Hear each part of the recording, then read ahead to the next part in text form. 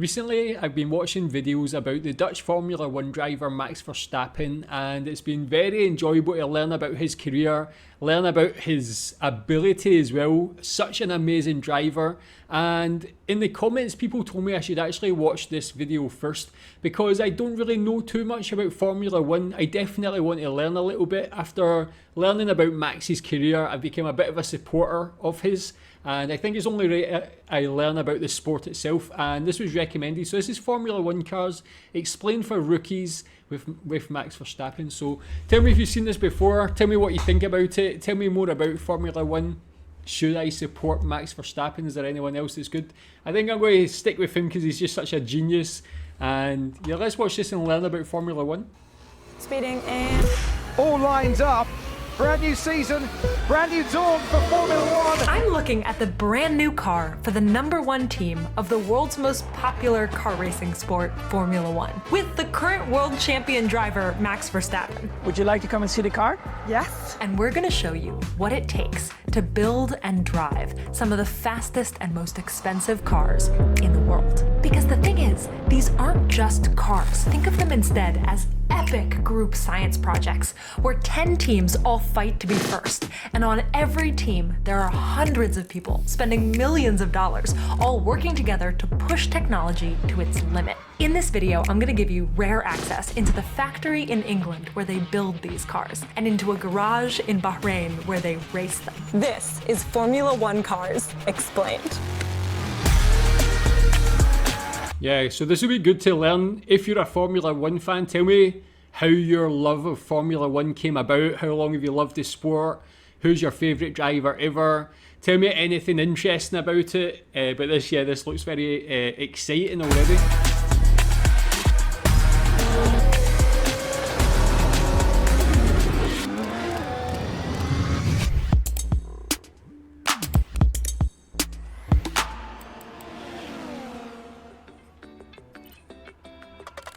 I am on my way to the Red Bull factory. We're gonna get into some of the nitty-gritty engineering details, but we're also gonna talk about the basics of a Formula 1 car. This is Jack. Jack's gonna get us into all of the secret rooms. I will do my very best. He's doing a finger scan to get us in. So Cleo, welcome to Red Bull. Can I just ask firstly about Red Bull? What is their reputation in Formula 1? I'm a huge football fan. That's my love. That's the sport I love. And when it comes to football, the Red Bull teams like Leipzig, Salzburg, they don't have the best reputation because the fans see that this corporation's come in, owns these clubs, just pumping money into it. But I guess because sponsorship and different things like that are so common in Formula 1, it might not be seen as such a bad thing. But what do people think about Red Bull's involvement in Formula 1? Obviously a lot of success, clearly, by this. I don't even know what to Jeez. say. This is badass. What should I look at? Everything. That's the purpose of it. The reason why we have this here is that when people arrive for work, they know what they're here to do, which is to win trophies. I like that mentality anyway. Oh my God. So these are all race-driven cars from our history in the sport. Starting on the left-hand side with our first car, and then finishing on the right-hand side with the RB16B, the 2021 championship winning car. Beautiful machines. The RB7 actually isn't here, and the reason for that is we do crazy things with the car. So you may have seen it do a donut on the top of a skyscraper. We've done a pit stop in zero gravity. Can I touch it? How? You can touch the car, it's fine. It's so beautiful. The driver actually has to spend about 3 or 4 hours sat down in the car, getting their seat fitted. So we sit them in some clay, essentially, and they sort of get the seat formed around them. A Formula 1 car looks kind of So it's similar like to other race cars that you personalized? might have seen, like these in IndyCar. Single seat, open cockpit, but there's something that makes a Formula 1 car special. In IndyCar, all of the cars have to use the same frame or chassis, so winning really depends on how you race that car. But in Formula 1, each team has to design and manufacture their own cars. So winning starts here at the factory, with how you build your car. But you can't just build whatever you want. We design a car based on the regulations that the FIA and F1 provide us, and so that really stipulates how the cars look, what shapes they are. That's the formula in Formula One. Teams fight to find the best design within these rules. The incredible thing with Formula One for me is that you have 10 teams that come together to race. They've all designed and built their own individual car, but you arrive at the track and everybody's within, a second of each other over a lap, which is quite incredible in itself. But the only way that you gain an advantage in Formula One when the margins are so slim is to look at every area that you can possibly can to eke performance. The rule. I think that's actually really cool, man. I do also like the other sport there where they're all the same, and that one's just purely about the driver themselves and who can drive it the best. But I like this, how it can be bespoke for each team. It also puts a lot of emphasis and importance on the team themselves and the engineers, the designers and that sort of thing as well. But somebody like Max Verstappen, how much of his success is down to him as a person and also down to, say, Red Bull in the design of their car? Has that helped him a lot? What company or team has the best designed car, in your opinion? We'll say that each team can spend $135 million per year, minus driver salaries. I know that sounds like a lot, but in the race to win, it means that every decision needs to get the best bang for the buck. That's The true. amount of engineering that goes into building these cars is next level. We're using many of the same techniques, many of the same technologies that NASA or SpaceX would use to design their rockets. We apply them to designing our own rocket that goes around the racetrack. So this is the public display room. Now we're going into the secret, what do we call this room? The warehouse. The warehouse. Whoa! Yeah, this feels cooler. I mean, so far, everything about this is just very slick and very cool. I mean, the Red Bull, everything they do seems to be very classy and of the highest standard. I would love to see the area, the offices, the warehouse, the whatever, for every other team and see how they all compare, see who's they got the best premises and all that sort of thing as well. It's really interesting so far. Who are these cars? So these are a variety of different cars from throughout history. There's some show cars, but also some race cars. Oh my God, this is so cool. Yeah, so cool. That's what I was going to say, man. It's super cool, man. Can I walk here? So nice. I have a question, you're gonna say no. Can I sit right there? Yes. He didn't say no. Just be really careful not to nail your head on the banister above as you get up. Welcome to my crib. Every Formula One team's goal is to create the 2 fastest cars possible within the rules, so their 2 drivers can beat the other teams around different shaped tracks all around the world. Yeah, and tell me what your favourite track is as well.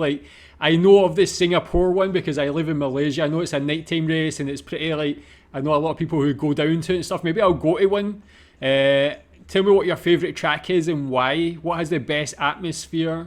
Racking up points to win the Constructors' Championship. And for the last 2 years, the team that has done that is Red Bull, by a lot. Here are the winners of every race last year. And here's Red Bull. Yeah. So how do Dominating. they do it? What makes a winning Formula One car?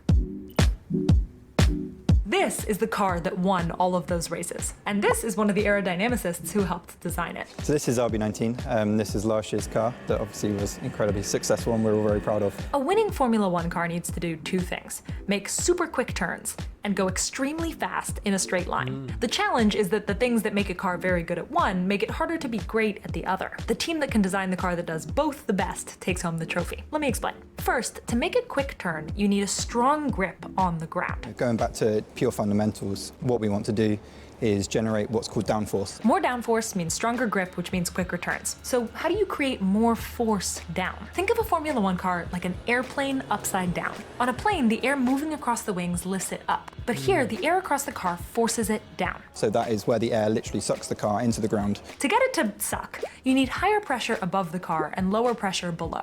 And one way to get lower pressure air is to get it moving really fast. Low pressure is effectively high velocity air. So you want to be able to speed up the air as much as you possibly can under the floor and effectively slow it down as much as you can on top of the floor. Here's the part I think is really cool. A good way to get fast, lower pressure air isn't for it to just shoot under the car in a straight line. It's to create tiny tornadoes under the car. They don't say tiny tornado though, they say vortex. A highly powerful vortex. That in itself generates a lot of low pressure because it's a structure that rotates. High velocity air. Those structures then run down the length of the floor and they generate low pressure for a very long region. So they have all these tiny tornadoes that help suck the car toward the ground to give it better grip to make faster turns. At top speed, a Formula One car generates a downforce 3 or 4 times the weight of the car, meaning this car could theoretically drive on the ceiling. But all of this downforce comes at a cost. To go super fast in a straight line, you need to knife through the air with as little drag as possible. But as you create more downforce, it normally comes with added drag, which is preventing the car moving through the air. So it's a resistive force. for example, look at this back wing. It generates downforce on the turns, but it feels like a big parachute slowing the car down in a straight line, which is why Formula One teams are allowed to build in a control that the driver can press to flip part of that wing down, allowing the car to zoom down the straights even faster. This is called the drag reduction system, or Yeah, that's the one I seen Max Verstappen complaining about on one of the previous videos. Someone kindly explained that to me as well. Again, like so far, like when you really learn about these like parts of it, the engineering, you see like they're trying to get every last little bit of competitive advantage with the speed they can create, the force. Actually, it's kind of like super exciting to learn about. It makes me actually really want to watch this sport. or DRS. Designing more. a winning Formula One car means balancing all of these different effects, pushing the rules and the limits of physics to get a little more grip and a little more speed. This is a question that I'm sure you're gonna say no to. Is there any chance in hell that I can sit in this car? I don't think that's up to me, but Jack? You can sit in the car. Thank you. I've got something rather special for you to wear while you're in the car. Pop that on. We'll get you in the car. See how you look being a Formula One driver. So how are you feeling in there, Cleo? This is so cool. Let me just describe what this feels like. My legs are above my butt, so I'm sitting like that. My legs are like that, and my like back so is here close like to the that. ground when so you really I see feel it. sort of vulnerable. My entire field of view is what's happening in here. I'm getting more and more claustrophobic as I talk to you, which is interesting. The idea of going 200 miles an hour in this car is terrifying, and I can't believe people do it. Yeah, that's why like Formula One drivers are just a different breed, man. The speed they have to get around, the sharp corners that they need to take. Like they not only do they need to be like physically strong to control that car, man. Mentally, you need to be like just another level of alertness to actually be able to like control that for such a long period of time. And I know it's like over a couple of days each race, and that over the season as well. Like the mentality, the mindset needs to be like almost superhuman, man. It's quite amazing. Again, tell me how the Formula One car has changed over time, because I don't remember it having that big part in front of it. I feel like even the last time I really took a lot of notice on Formula One, the car seems to have changed, and that might have only been a couple of years ago. How often does the car shape change? I have a Like, the totally wheels new definitely appreciation look for what this feels different. like. The butt, I have to admit, is quite comfortable. This is clearly crafted for someone's butt. Max Verstappen's butt, apparently. That is actually going to come up in my conversation with Max Verstappen, but more on that in a minute. Eventually, I had to get out of my dream car, because now that we've learned the design goals of a Formula One car, it's time to see how they actually make it. As every team works on designing their cars, they're constantly testing those designs in computer simulations, in physical rigs that mimic a moving car, and in big wind tunnels. One of my favorite details is because Formula One limits how much teams are allowed to test full-size cars in a wind tunnel, they build these little 60% scale versions of their cars and test those. One reason that Formula One cars are so light and fast and strong is that basically every part of the car that you can see is made of a material 10 times stronger than steel, but half the weight. Carbon fiber. Would it be good if I had a piece? Yeah. Do you have a piece of carbon fiber? Whoa, cool. I admit this is quite a substantial block. Can I hold it? How heavy is this? Oh, it's heavier than I thought. You can see the structure if you look on the side. So that's when it's layered up. Why is this material used so often throughout the car? With its strength to weight ratio being so good, it means that you can make it extremely light whilst it retaining a lot of structure and a lot of strength. So if you hold it up, you can actually see light through it there. So it does have a sort of fabric quality to it. Woven carbon. To create the carbon fiber parts that they need, teams manufacture patterns in the right shapes and then lay down carbon fiber cloth, sometimes in 100 layers. Then they suck all the air out and shove them into basically a pressure cooker to squeeze the layers together with resin.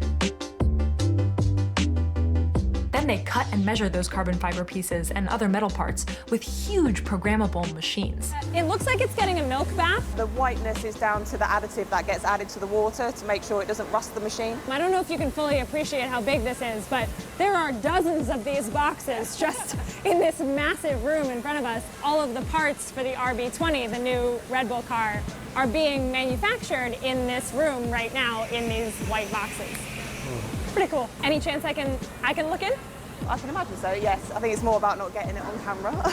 For the metal parts of a car, which kind of metal they use depends on what they need it to do. Okay, so this is aluminum, or aluminium as he's calling it. So this is a lot of what the car is made out of. We use aluminium throughout the build of the car for certain parts and components. Okay. Which is generally light, fairly strong. Do you want to try that one? It is quite... Holy cow!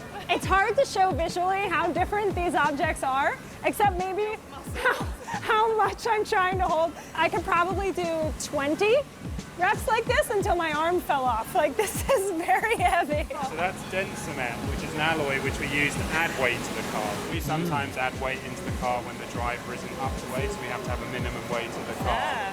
So we'll use tiny strips of this throughout the car to bring the car up to weight.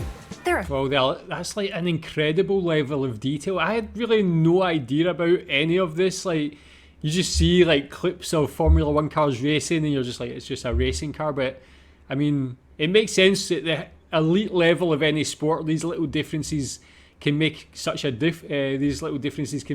big change to winners and losers. But when you actually see the detail of that goes into the engineering and the manufacturing in this case, it's actually given me a real newfound appreciation for the sport. Really cool. Thousands of pieces that make up a Formula One car. And after they're designed and molded and machined, some of them need to get painted. The paint job on a Formula One car is a big deal to fans, especially the moment that it's released and they see the car for the first time. And teams spend a lot of effort to design something that's gonna look beautiful. But the paint isn't just to be pretty, it's gotta go fast. For example, a lot of the sponsor logos that you'll see on these cars aren't stickers, because even that tiny little edge would create unwanted drag. Whoa. They paint the logos on. Watching these cars get built, it's just astonishing to me how much detail and design and effort goes into the finished car that we see on track. Is there like any teams that have like a badly designed, like the way it looks, all the sponsors and stuff? Is there any that are known for being like ugly or anything like that? Now we're headed to the most secret room yet, where this team is building their new engine. This is one of the world's most advanced engine development facilities. This isn't just an engine, this is a Formula One engine. Right now, Red Bull buys engines for their cars from Honda, but that's about to change. In 2026, Red Bull's cars will use their own custom engines that they're working on right now, and we're about to be one of the first to go see it. So this building here wasn't here. Two years ago in June was our first engine. And when you see the workshops, you'll see what we've been doing. It's pretty impressive. Why does it matter to build a Formula One engine yourself? Control and the tie-in between the chassis and the engine is paramount, really. You know, you have a better working together, your aerodynamics and everything, all that side of it is the way to win. This team's... And what do you think of that? How do you think that's going to work out? Do you think that'll make the Red Bull car even better? Do you think having a Honda one is more reliable? What do you think? I mean, like, when you look at the amount of investment that Red Bull clearly put into this team, through the premises, through the current car, I would imagine that they're going to make like an amazing engine, especially with probably all the experience and knowledge they have there. Tell me how you think it's going to go. Big bet is if they invest a ton of money and time into a custom engine, they can eke a little bit more speed and control out of their car, and ultimately win more races. Can you hear me? Okay.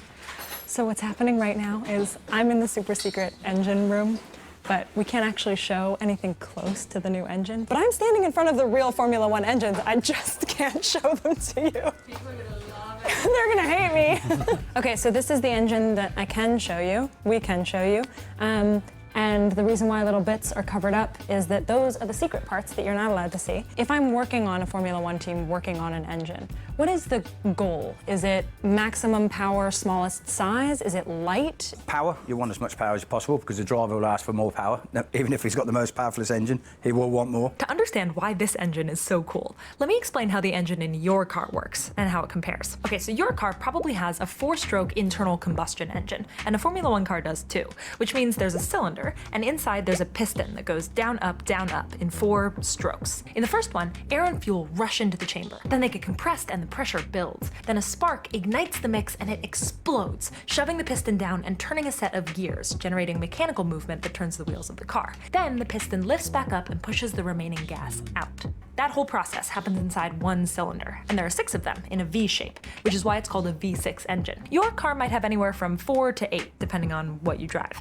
But one big difference between your car and a Formula One car is the maximum number of cycles that down, up, each engine can complete per minute. Your car, about 6,000. A Formula One car, over 15,000. That contributes to more power to go faster. Plus, these cars combine a bunch of other technologies to get a little bit more oomph, like a turbocharger, which compresses air before it enters the cylinder, so it packs more punch when it's then lit on fire. And a motor and battery system that repurposes energy from the brakes and exhaust. The whole thing altogether is the powertrain of a modern Formula One car.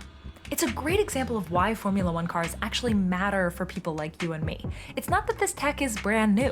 It's that it's combined and tweaked and perfected by hundreds of smart people with millions of dollars to make it better. And those changes help inspire better car tech for all of us. The engines that they're building here are based on rules for 2026, which will use less fuel and more electricity, and therefore make a slightly different sound. And we got a sneak peek. Can you hear that? So that's the new engine running? Correct, yeah. You're allowed to hear it, you're not allowed to see it. Just running by, ooh. What did that noise change mean? So it really just revved up the speed basically, and it's now going into this automated power curve. You can hear it's coming down in speed. So with every single speed, we take a measurement, next speed, measurement, next speed, measurement. So they're testing it at different speeds, they're running power curves to see how it performs.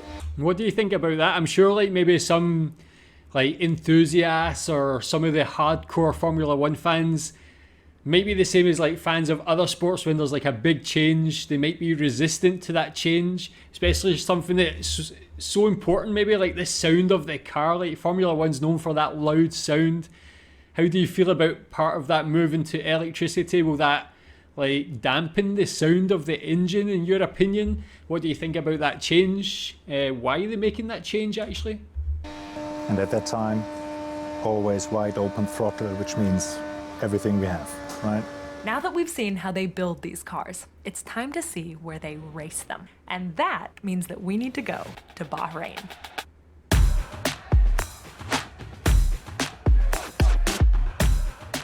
We're here. Here we go. Hi. No, I am not allowed to video any of this. Turn one away, so you're a couple of kilometres away. Does this ever get old? 20 years in? Every day is a learning day. Every day is different. I can't believe I'm here. That would be like the This is most new car, exciting the job, RB20. man. I can imagine it wouldn't get boring. So cool, man. And you might recognize these guys. Their job is to take the incredible cars that hundreds of people just built and it speed raining, them up buddy? over 200 miles an hour, facing forces sometimes greater than 5 times normal gravity, fighting off competitors to bring their team over the finish line first. Silverstone. These That's in the drivers UK. are legends. Max Verstappen has been dominating Formula One recently. Remember those Red Bull win records? Here's just What Max's song wins. is that? Yeah. What does it feel like to drive a Formula One car? Imagine sitting in a roller coaster and it basically just shoots off, but then like 5 to 10 times worse, while having a steering wheel in your hands with all the buttons. Back in the day when my dad was in F1 when I was a little baby, basically, I sat in it he was and in Formula very One? cute the pictures, but the very first time that I sat in the car and I was gonna drive it myself, I was a little bit nervous. Even I, to this day, sometimes when I do that, I get this like, it shoots off. You have this like, kind of feeling. Yeah. I still have that in an F1 car sometimes. And for these cars, since no two drivers are the same, no two Formula One cars are quite the same either, even for the same team. They have like a whole book of measurements from myself, from Max, so they know exactly my seat position, my pedal position, my steering position. The seat is very important. It's a carbon seat. You're naturally in a very unnatural position. I actually got to sit in what I think was your seat in the RB19 in the factory. It's probably a bit wide. Actually, it was kind of a good fit. Did I just tell world champion Max Verstappen that our butts are the same size? Anyway, here's what their steering wheel looks like. And here's one of the engineers who helped design it. See, look at that thing, man. Looks like a computer game, but it's controlling like this crazy speed vehicle, man. Would a steering wheel for each of the different teams look totally different? Yeah, so they all look very different. On every team's custom wheel, there are dozens of buttons and knobs and switches, all meant to optimize the engine and the tires and the brakes and much more in every possible scenario, all while the driver is driving. The drivers memorize all the buttons so they can do it without actually looking at the wheel. Sorry. No, we're good. He might have to go do a pit stop. If I run, At any there's moment. a pit stop. I mean, I would like to know more about that steering wheel, man. That's what I was thinking when they're moving at that speed to actually have so many dials. I guess you've got to control different things. You've just got to when you're driving a vehicle, so it makes sense, and it's pretty cool that it's also accessible. But I mean, the engineering itself that must have went into that steering wheel must be so much, man. Really cool. That was a pit stop. At least once every race, every car needs to exit the track and enter their pit box, where roughly 22 members of the pit crew swarm the car to quickly change the tires and other parts. A good pit stop is less than 2 seconds. They give out a trophy for fastest pit stop, and when we were at the Red Bull factory, we got to see theirs. These tires just came off the car, and they are That's hot. mad. Like, Amazing teamwork. hold on. Now it hurts. That's how hot. I got to try stacking these tires, and listen, they've got a really hard job. It didn't fall. The tire options are the same for each team. For each race, they all get a hard, medium, and soft option. Or if it's raining, 2 different types of wet tires. Your soft tires have the most grip, but they wear out the fastest. And your hard ones are on the opposite end of that spectrum. And medium is medium. When they say my tires are done, what do they mean? The drivers will feel when the grip is going off. Choosing the right tires at the right time is a big part of a team's race strategy.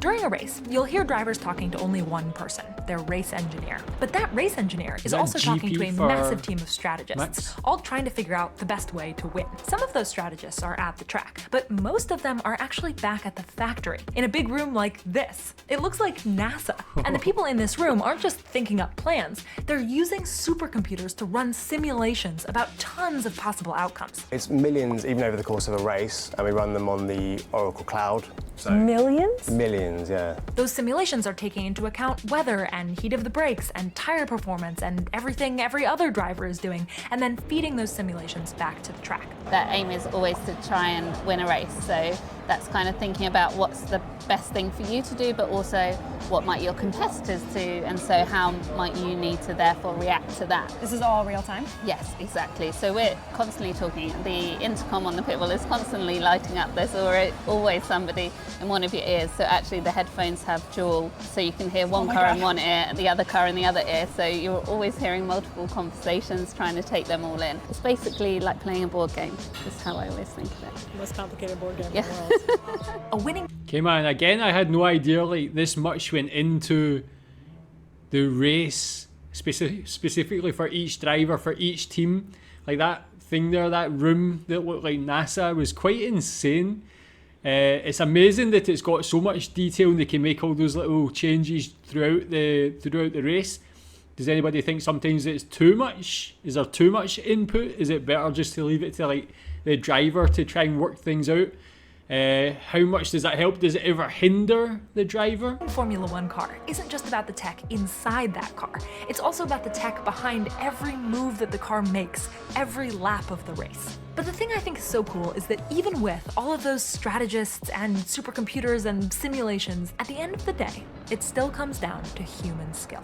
It's hard sometimes to focus, you know, because you have That's what I was gonna say, always man, someone yeah. on your ear asking you questions, and you are just trying to focus as much as possible. But you have to have that capacity, you know. Everything that we've talked about, from design to build to paint to simulation to test, it's not just happening once. A Formula One car is never done. A team is constantly learning and changing and rebuilding between every single race, over and over and over again. In the end, one of the things that strikes me most about Formula One and Formula One cars is that they're so much like a Lego set. It really has to be all of the individual, perfectly formed pieces coming together to make a whole thing. This is a theme I've noticed with a lot of my episodes of Huge If True. Technology has always been a story of human ingenuity, but more and more, it's also the story of human collaboration. And I think that's really the story of a Formula One car and the story of so much of the technology that we all enjoy. I think there's something really magical about a team of engineers and designers and strategists and athletes and all of these people coming together to build something that gets better and better and better every single time. I find a lot of hope in that. If we can build cars like these, what else can we do? That was really cool, man. Like, it's when you're a casual observer of Formula One, when you see the clips of the videos and the winners and things, you see the driver. But when you actually see videos like this and see the hundreds of people that are all there behind that driver and doing everything to make the car the best, make the driver the best, it's an incredible thing. Yeah, when she talks about collaboration, the teamwork, when you see things like the pit stop under 2 seconds, those guys all just in their specific places doing everything as quickly and as accurately as possible. Again, it gives me a newfound admiration of the sport itself. I definitely need to watch some races now. As I said, I'm going to be supporting Max Verstappen, definitely. I've learned about his personality, about his ability. He just seems like such a cool guy, and obviously he's been very successful the last couple of years as well. That helps. But yeah, an unbelievable sport when you really see the detail here. Even things like just the engineering, how interesting it is, and how they're always trying to improve and make it better, the car. Brilliant sport. Can't wait to learn more. Thanks.